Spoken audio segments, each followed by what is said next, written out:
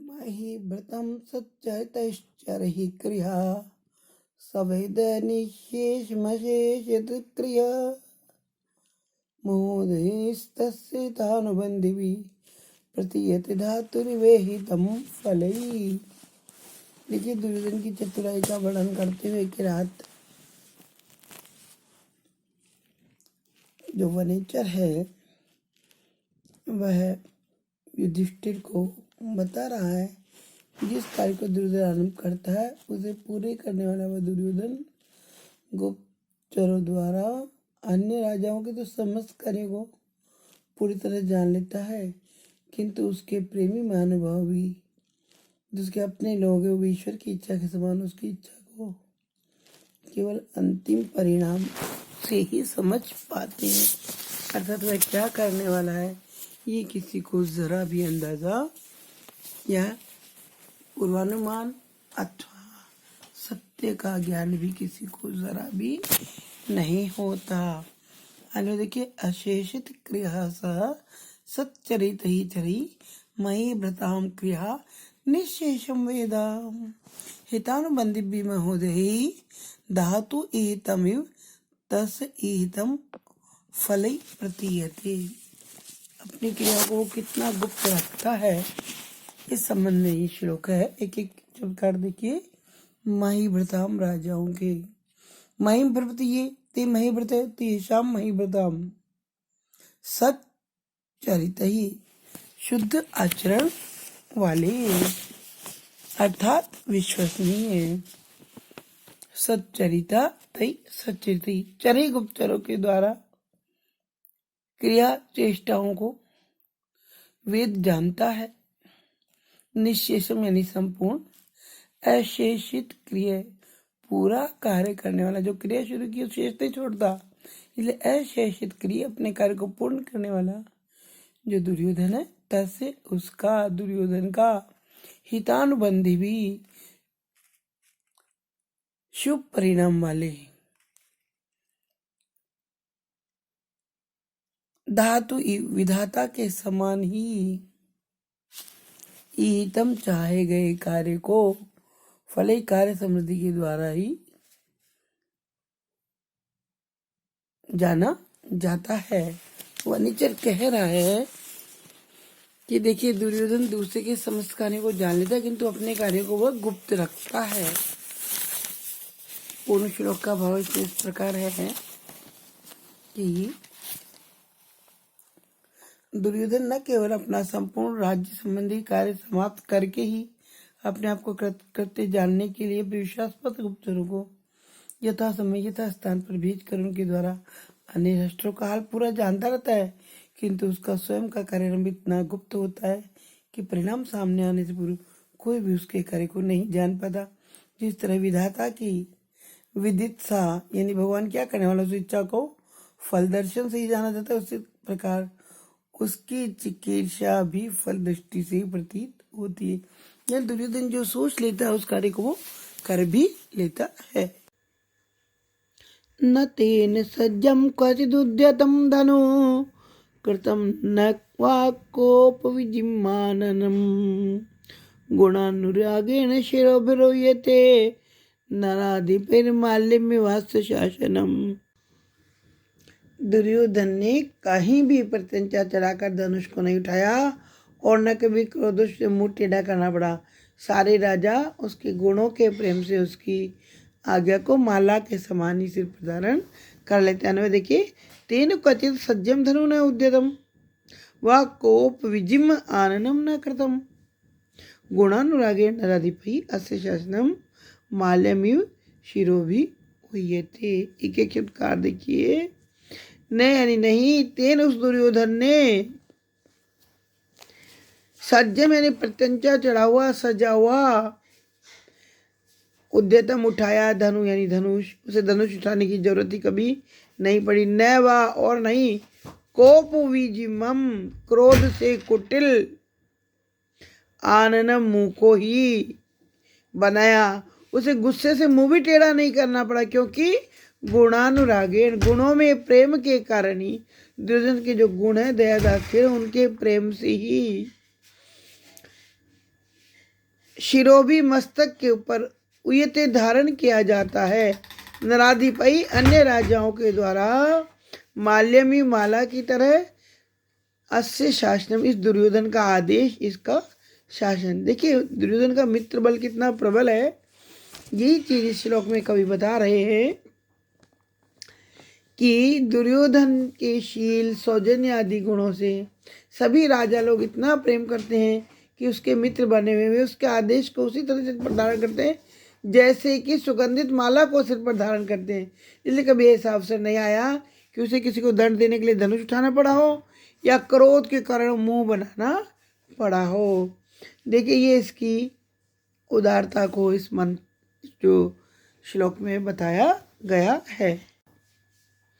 स यौवराज्ये नवयोनोद्धतं निधाय दुःशासनमिद्ध शासन मखेश्वखिन्नो अनुमतः पुरोधसा दिनोति हव्येन हिरण्यरेतसम। देखिए दुर्योधन की धार्मिक क्रियाओं का वर्णन इस श्लोक में किया जा रहा है।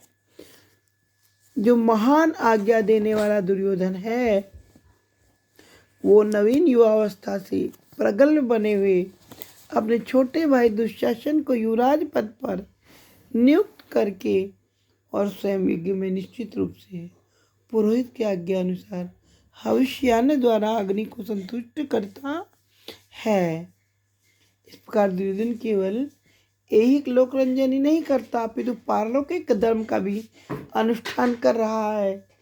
इससे इसके प्रजा का कल्याण होता है, क्योंकि धार्मिक राजा के राज्य में लोग दुखी नहीं होते ऐसा माना जाता है। अन्वय देखिए आप इस श्लोक का अन्वय इस प्रकार है इसका।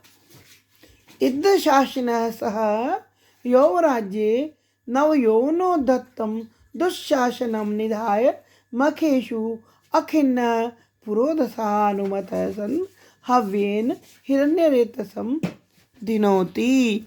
अब आप एक एक शब्द का अर्थ देखिए पूरे श्लोक का। सह अर्थात वह कौन? दुर्योधन।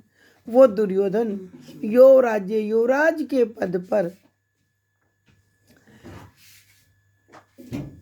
अपना जो उसका छोटा भाई है वो कैसा है? नव यौवनोद्धतम, नवीन युवावस्था से अहंकारी बना हुआ है।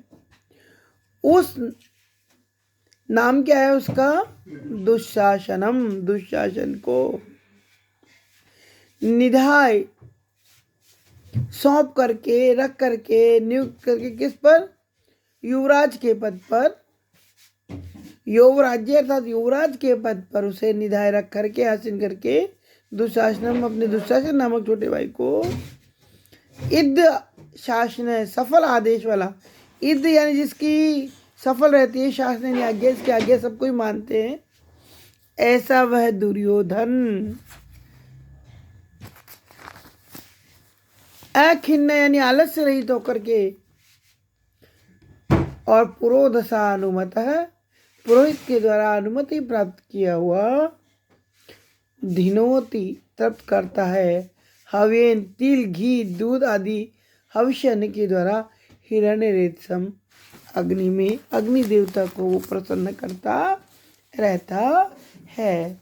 भाव इस प्रकार है कि सदाचार का अवलंबन लेकर न्यायपूर्वक राज्य करता हुआ दुर्योधन केवल प्रजा का अनुरंजन ही नहीं करता वरन वह यज्ञों का आयोजन करके देवताओं को भी प्रसन्न करता है।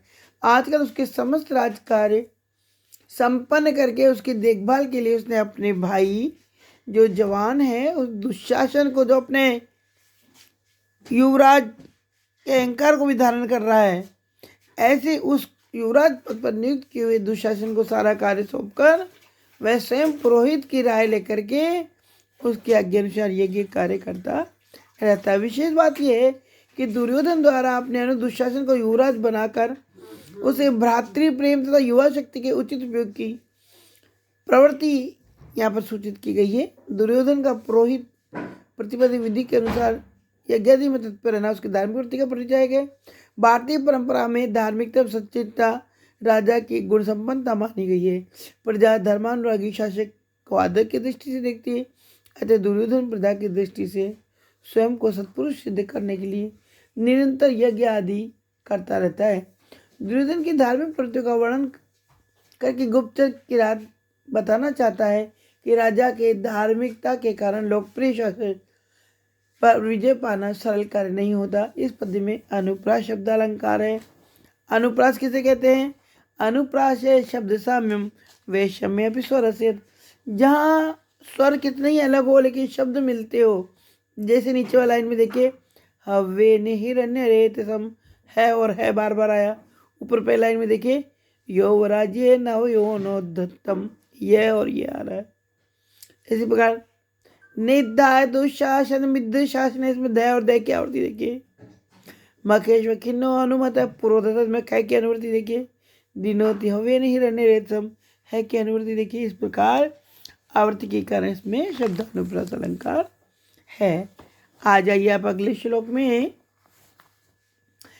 प्रलीन भूपालमपिस्थिरायति प्रशासदावारिधि मंडलम भुव स चिंतयत्यभियस्वदेशति रहो दुरंता बलवद विरोधिता।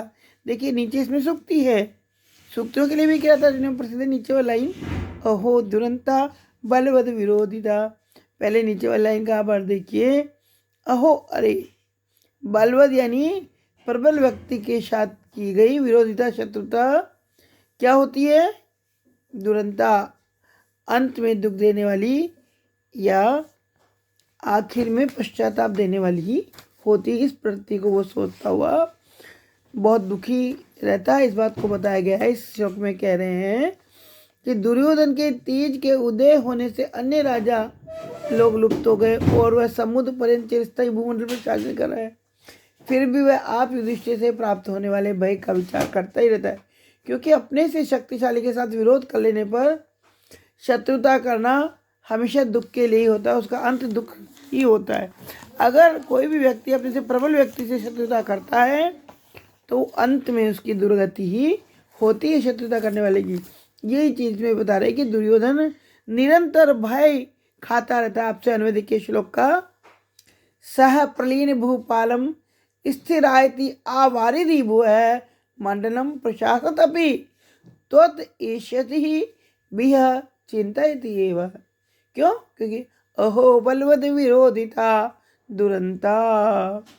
एक एक शब्दकार देखिए, प्रलीन भूपालम, शत्रु राजाओं को समाप्त करने पर भी, प्रलीन समाप्त कर दिए भूपाल शत्रु राजाओं को, अपि भी स्थिरायति चिरकाल तक स्थायी शासन के रहते हुए भी, कैसा शासन? प्रशासत आवारिधि, समुद्र तक राज्य शासन करते हुए भी दुर्योधन, सैमानी वह दुर्योधन, चिंतित ये विचार करता रहता है, सोचता रहता है किस चीज का? तो तुम्हारी तरफ से एष्यति आने वाले भय का। अहो आश्चर्य है, दुरंता कठिनता से अंत होने वाला होता है। बलवद विरोधिता, बलवान के साथ शत्रुता की भावना। अर्थात वनेचर ने कहा है कि महाराज, दुर्योधन की सफलता जानकर आपको निरुत्साह नहीं होना चाहिए, क्योंकि यद्यपि वह समुद्र पर्यंत भूमंडल पर शासन तो कर रहा है और समस्त प्रतिपक्षी राजाओं का नाश भी कर चुका है, तथापि जब उसे आपके विरोध का स्मरण भी आता है तो आपसे आने वाले भय की चिंता में वह व्याकुल हो जाता है। वास्तव में बलवान के साथ शत्रुता करने का परिणाम तो बुरा ही होता है।